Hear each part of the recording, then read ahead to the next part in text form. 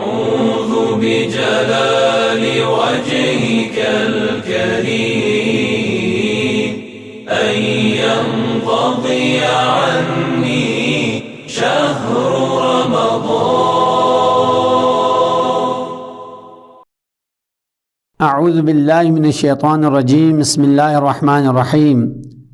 ناظرین کرام، السلام علیکم ورحمۃ اللہ وبرکاتہ. دعائے مکارم الاخلاق سے ہم خوش چینی کر رہے ہیں، معارف کے اس سمندر سے ہم استفادہ کر رہے ہیں. امام فرماتے ہیں وبلغ بایمانی اکمل الایمان، خدایا میرے ایمان کو کامل ترین ایمان کے درجے تک پہنچا دے. ایمان کے بارے میں، ایمان کی تعریف کے بارے میں، حقیقت ایمان کے بارے میں مختلف اور بہت زیادہ بحث ہوئی ہیں. سوال یہ ہے کہ آیا ایمان صرف قلبی عقیدہ یعنی قلبی اعتقاد کا نام ہے، ارتباط کا نام ہے، یا صرف اس قلبی اعتقاد کے ساتھ زبان سے اقرار اور ان کے اعضاء و جوارح سے بھی اس کے آثار نمودار ہونے چاہیے؟ بعض علماء فرماتے ہیں کہ ایمان یہاں فقط عقد قلبی، ارتباط قلبی، عقیدہ قلبی کا نام ہے، اور بعض فرماتے ہیں نہیں، بلکہ ایمان سے مراد دل کے اعتقاد کے ساتھ، جزم اور تصدیق کے ساتھ گفتار اور کردار سے بھی اس کے آثار نمودار ہونا چاہیے. اس بنا پر اگر ہم نظریہ اول کو مانیں، فقط اعتقاد قلبی کا نام دے دیں، تو اس صورت میں زبان سے اقرار اور کردار کے ذریعے سے اس کا آثار جو ہے نمایاں ہونا، یہ شرط ایمان ہوگا، جز ایمان نہیں ہوگا. لیکن اگر ہم نظریہ دوم کو مانیں، ایمان کی تعریف یہ ہے کہ جناب عالی دل سے عقیدے کا نام ہے، کسی چیز کی تصدیق کا نام ہے، اور اسی کے ساتھ ساتھ زبان سے اقرار اور رفتار میں بھی اس کے آثار نمایاں ہو، تو اس صورت میں یہ ایمان کامل ہو جائے گا، یعنی ایمان کی یہ تعریف ہوگی. اس صورت میں یہ دو چیزیں، دو شرط، یعنی زبان سے اقرار اور انسان کے یعنی جوارح اور اعضاء کے ذریعے سے آثار کا بھی نمایاں ہو جانا، واضح ہو جانا، یہ شرط نہیں ہے بلکہ جزء ایمان ہے. اگر ہم روایات کی طرف نظر کریں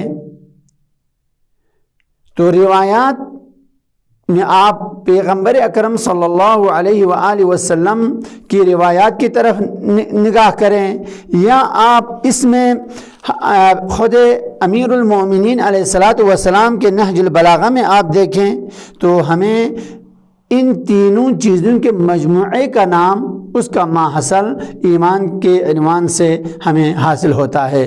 پیغمبر اکرم صلی اللہ علیہ وآلہ وسلم نے فرمایا الایمان معرفۃ بالقلب، ایمان قلبی معرفت کا نام ہے، شناخت قلبی کا نام ہے.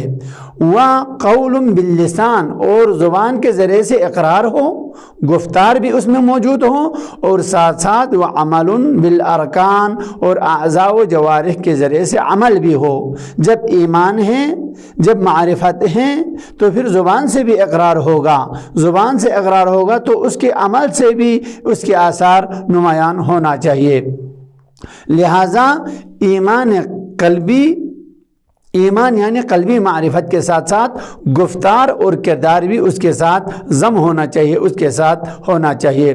لہذا آیات قرآن کی اساس پر عمل صالح ایمان کی سلامتی کے لیے اساسی شرط ہے. اسی لیے قرآن کریم کی آیات کی طرف ہم نگاہ کریں تو اس میں ہمیں یہ نظر آتا ہے تقریباً 50 آیات سے زیادہ آیتوں میں ایمان کے فوراً بعد عمل صالح کا ذکر ہوا ہے۔ لہٰذا ایمان سالم رہنے کے لیے دو شرط ضروری ہے، دو چیزوں کا ہونا ضروری ہے جو کہ ایمان کی سلامت کے لیے اساسی ترین شرط ہے۔ ایک یہ ہے کہ خدا کے فرمان اور خدا کے دستورات کو انجام دے دیں، اور دوسری شرط یہ ہے کہ خدا کی معصیت نہ کرے۔ اگر یہ دونوں رکن اس کے اندر موجود ہو تو اس کا ایمان سالم رہے گا اور کامل ترین ایمان کے درجے پر پہنچنے کے لیے اس کے لیے مددگار ثابت ہوگا۔ والسلام علیکم ورحمۃ اللہ وبرکاتہ۔